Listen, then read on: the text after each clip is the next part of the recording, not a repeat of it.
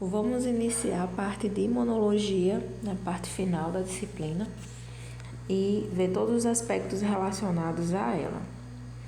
Estratégia de ação do sistema imune. Então, nosso sistema, né, ele é programado para reconhecer o inimigo, o micro-organismo que está querendo gerar um processo inflamatório, mobilizar as forças, né, as células específicas para a defesa se unirem e atacar.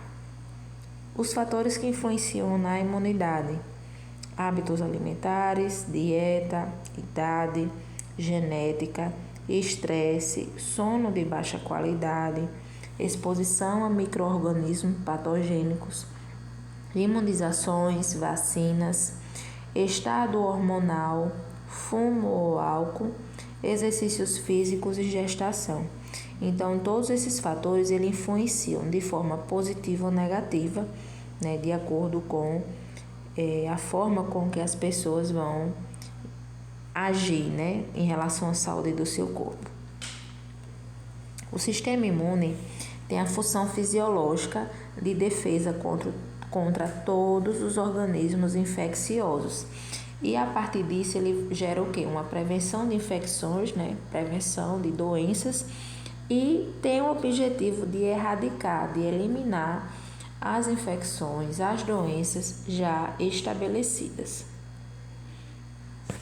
As respostas do sistema imunológico, ela pode ser dividida em duas formas, através do inata ou adquirida.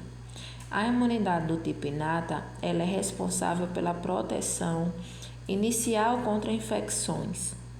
Já a imunidade adquirida, ela se desenvolve de forma mais lenta e é responsável pela defesa mais tardia e mais eficaz contra as infecções. Aqui na figura, demonstrando como praticamente funciona o sistema imunológico. Então, ele tem a especificidade, as células que vão realmente atacar os micro-organismos invasores.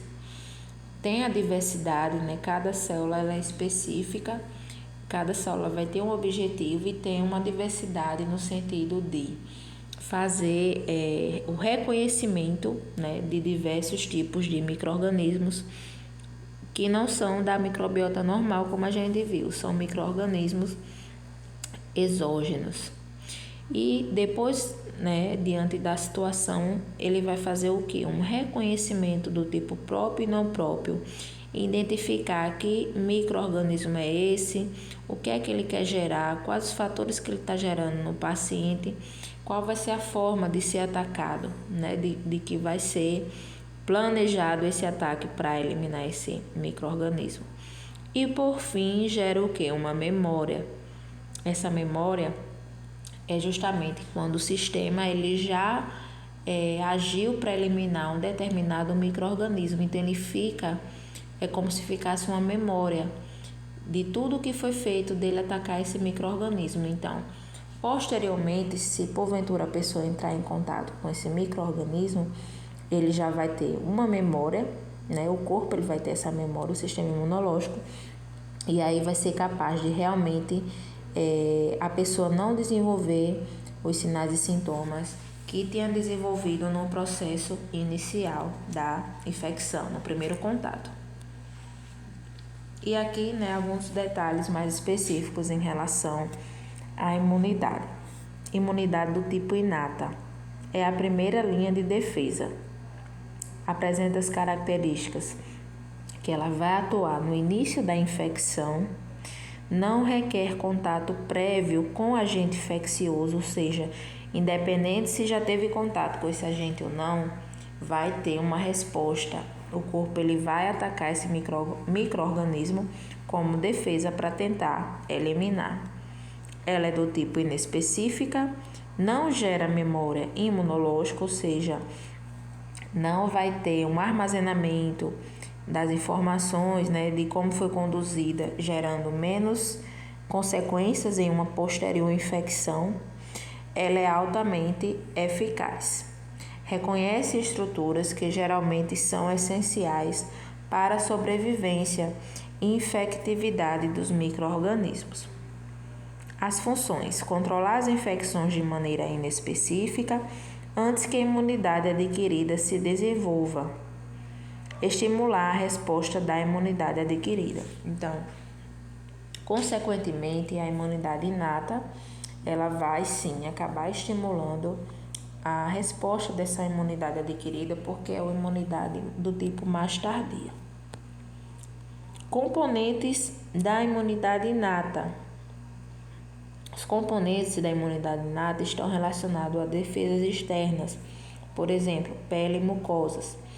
Como a gente viu, tem a questão dos micro-organismos que ficam nessas regiões para gerar proteção, certo?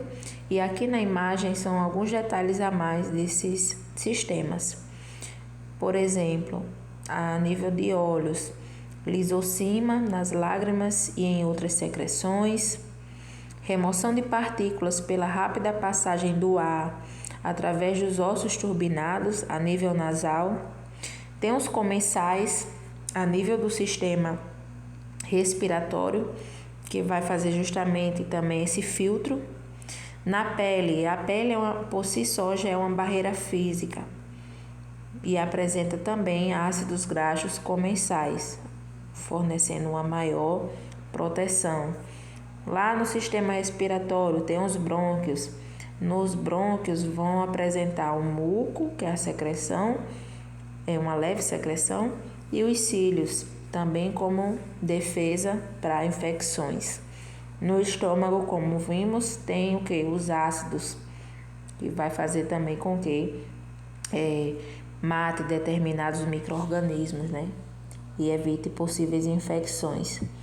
Tem uma alteração do pH, em todo o sistema, como a gente viu, e no sistema urinário também apresenta, devido ao que? Através do fluxo. Então, existe um fluxo nesse trato urinário.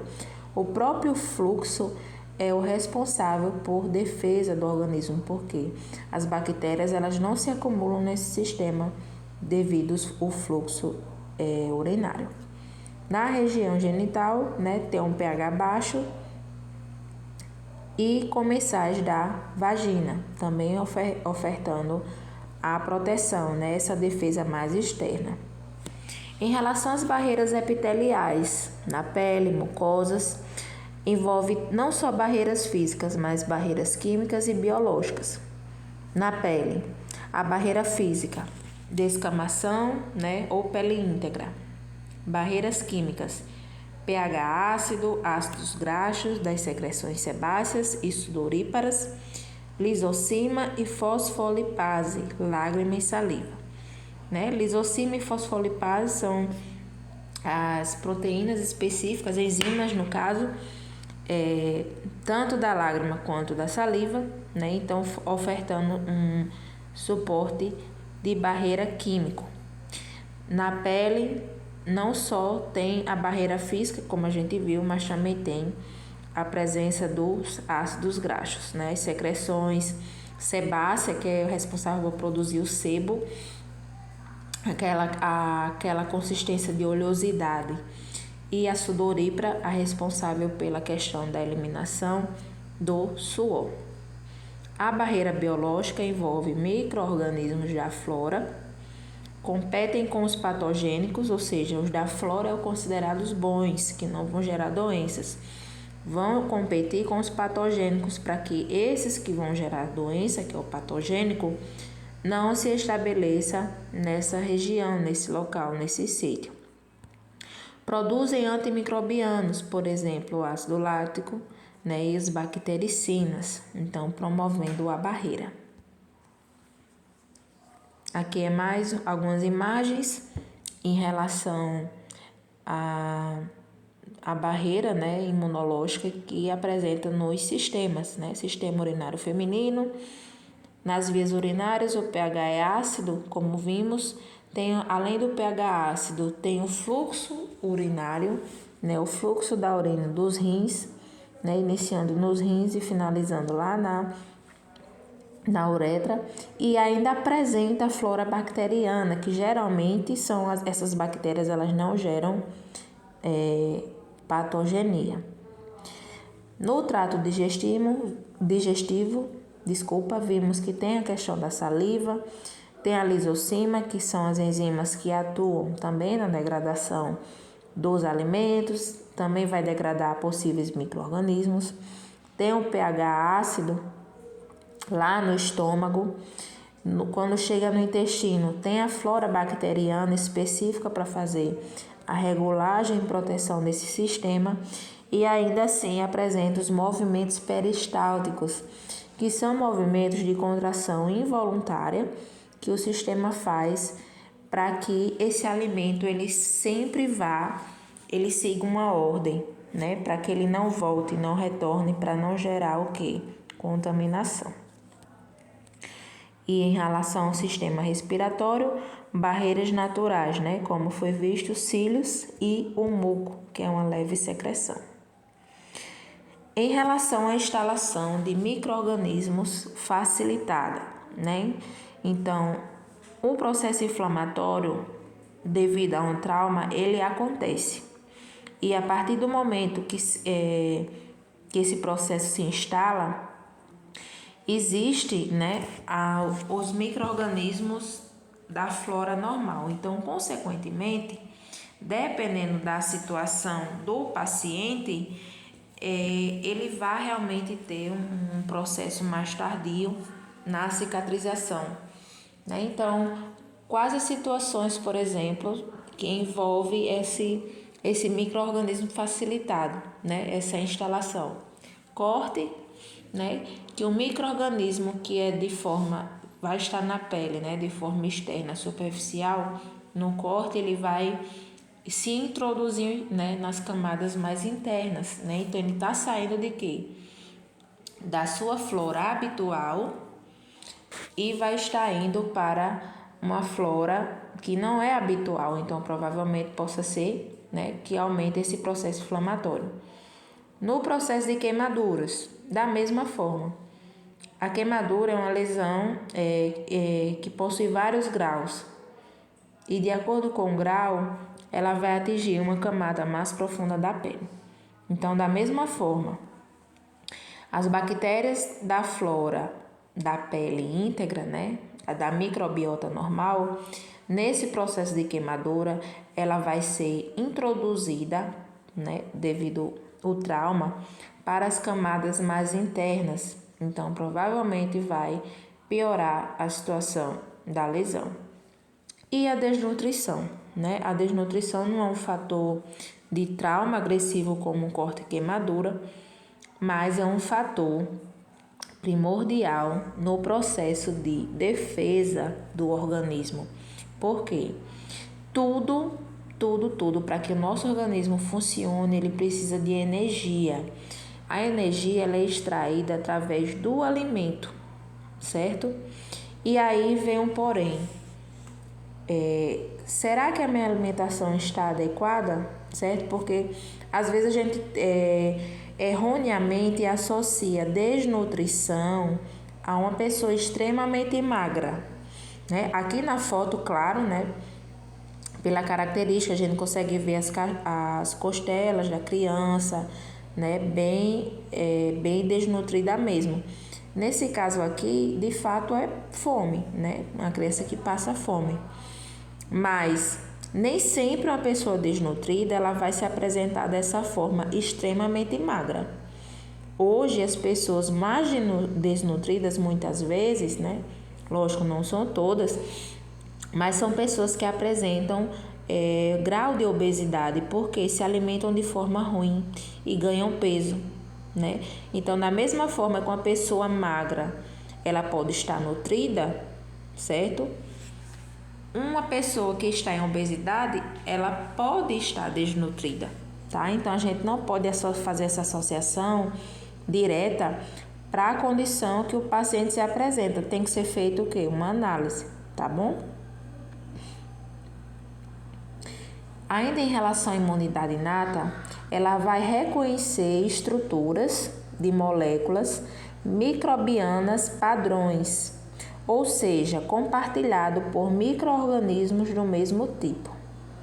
é receptora de reconhecimento padrão. A imunidade adquirida, ela reconhece estruturas chamadas de antígeno, que é qualquer substância que, ao ser introduzida no organismo, faz com que seu sistema imune produza anticorpos contra ele, na qual é diferente entre os micro-organismos do mesmo jeito, auxiliando o quê? No reconhecimento de patógenos. Então, aqui tem uma tabela comparativa em relação aos tipos de imunidade. Em relação ao reconhecimento, a imunidade inata, como é que ela funciona? A imunidade inata para estruturas compartilhadas por classe de micro-organismos padrões moleculares, né? Então, a imunidade inata, ela vai identificar esses padrões moleculares. Aí tem na imagem, né? Os micro-organismos de formas diferentes e os receptores de manose idênticos. Então, a imunidade vai fazer o seguinte: por exemplo, tem 3 micro-organismos diferentes, mas elas vão fazer como se fosse um mapeamento mesmo sabendo que os micro-organismos são diferentes, eles vão ter alguma estrutura em comum. E aí eles vão fazer essa conexão nesse micro-organismo justamente através dessa estrutura em comum, certo? Que são os receptores de manose idênticos. Já a imunidade adquirida, para detalhes estruturais das moléculas microbianas, que são os antígenos, pode reconhecer antígenos não microbianos, né? Então, aqui nessa imagem apresenta os micro-organismos também de forma diferente e as moléculas do anticorpo são o quê? São distintas. Então, na imunidade adquirida, as moléculas elas não seguem o mesmo padrão, o padrão idêntico da imunidade inata. Elas vão ser, na imunidade adquirida, não tem um padrão. As moléculas do anticorpo vai ser específica para cada micro-organismo, como a gente consegue observar na imagem. Os 3 micro-organismos são diferentes e as 3 moléculas de anticorpo que estão se unindo a eles também são distintas, são diferentes. Então, por essa característica, faz com que a imunidade adquirida ela seja uma imunidade melhor do que a inata, porque ela apresenta um padrão de eficácia maior, porque para cada micro-organismo ela vai gerar um anticorpo específico que atinja, que dê certo atacar ele. É diferente da imunidade inata, que os receptores vão ser idênticos. Então, não vai ter, os micro-organismos são diferentes, mas os receptores são idênticos. Então, não é tão eficaz quanto a imunidade adquirida.